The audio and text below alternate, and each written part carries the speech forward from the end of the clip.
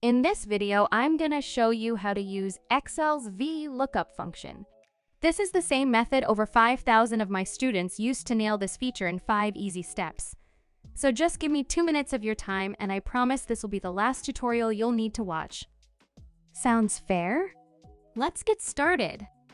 Before we dive into the steps, it's super important that you get what VLOOKUP is for and how it works. I'll keep it short. You use this feature when you want to find a specific value in a table and get Excel to return another piece of data from the same row. Think of VLOOKUP like looking for a dish on a restaurant's menu to check its price. You find the dish on the menu, and once you spot it, you see the price right there on the same line.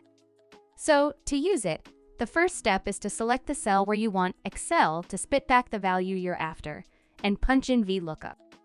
Step 2. Enter the lookup value. Like with the menu example, let's say I want Excel to find the pepperoni pizza in the table that's got the menu and tell me its price. So, the lookup value is pepperoni pizza. Step 3. Pick the table where Excel's got a search and lock the range by hitting F4. In this case, that's the whole menu. Step 4. Tell Excel which column has the value you want to pull. I want the price, and that info is in the second column of the menu table. So I'll type in 2.